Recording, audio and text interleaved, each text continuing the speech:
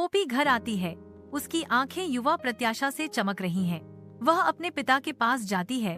उसके सीने में उम्मीद फड़फड़ाती है। पोपी उत्सुकता से अपनी आवाज में पूछती है, क्या हम चिड़ियाघर जा सकते हैं? पिता की थकी हुई आवाज उसके सपनों को कुचल देती है। मैं थक गया हूँ। नहीं, पोपी का चेहरा उतर जाता है। उसकी निराशा स्पष्ट है। उसकी चमक फीकी पड़ जाती है, केवल दुख की छाया छोड़कर। कमरे की हल्की रोशनी में पोपी प्यार से अपनी पसंदीदा कहानी की किताब खोलती है, जिसके पन्ने रोमांच का वादा करते हैं। हर पन्ने के हर मोड़ पर उसकी आंखें चमक उठती हैं, क्योंकि वह जीवंत रंगीन जानवरों की कहानियों में डूब जाती है, मोहक कथाओं में खोई हुई। एक कोमल थकान उसकी पलकों को खींचने लगती है। कहानी के रंगीन जानवर उसके दिमाग में नाचते हैं, क्योंकि वह जागने के लिए संघर्ष करती है। किताब उसकी पकड़ में थोड़ी फिसल जाती है। एक नरम आह के साथ कहानी की किताब उसकी गोद में खुल जाती है। नींद के खिलाफ उसकी लड़ाई हार गई। पोपी शांतिपूर्ण नींद में सो जाती है। उसके दिमाग में काल्पनिक जीवों के सपने आते हैं। पोपी भव्य सुनहरे द्वार से गुजरती है। उसकी आंखें चौड़ी हो जाती हैं, क्योंकि वह एक स्वप्निल चिड़ियाघर में प्रवेश करती है। रंगों का एक बहुरूप दर्शक उसका स्वागत करता है, जहां जानवर काल्पनिक रंगों से चमकते हैं।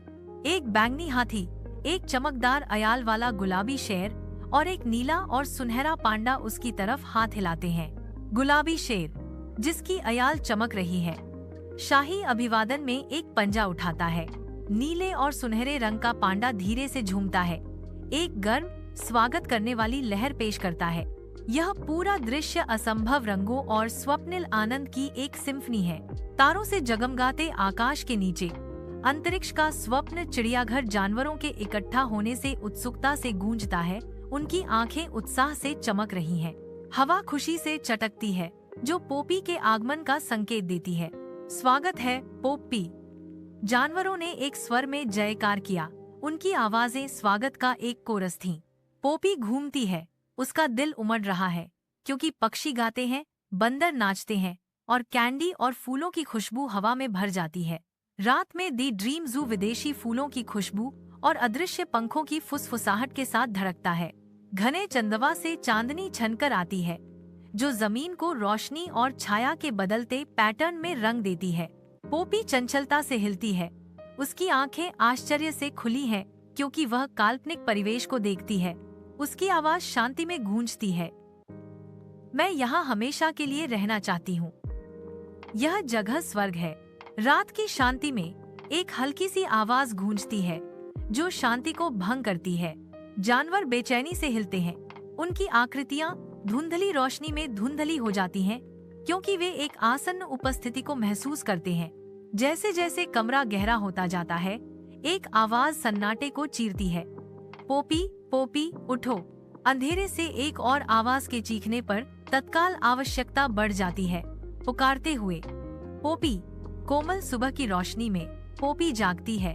उसकी आंखें धीरे धीरे खुलती हैं, क्योंकि दुनिया धीरे धीरे ध्यान केंद्रित होती है। सूर्य की रोशनी कमरे को सुनहरे रंग से रंगती है, जिससे हवा में नाचते धूल के कण दिखाई देते हैं, क्योंकि पोपी हलचल करती है। आह भरकर पोपी उठती है। खड़खड़ाहट वाली चादरें वास्तविकता की एक कठोर याद दिलाती हैं, क्योंकि वह फुसफुसाती है, सिर्फ एक सपना। अपनी आवाज में लालसा के साथ पोपी फुसफुसाती है, मैं चिड़ियाघर छोड़ना नहीं चाहती। कोमल सुबह की रोशनी में अत्रिक की माँ एक हल्की मुस्कान देती है, जो कमरे को गर्मी से भर देती है। माँ धीरे से मनाती है, आओ मेरे प्यारे, स्कूल जाने के लिए तैयार होने का समय हो गया है।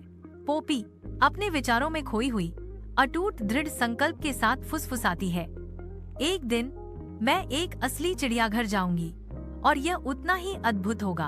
पोपी अपना बैग पैक करती है। पहले से ही अपने भविष्य के रोमांच का सपना देख रही है।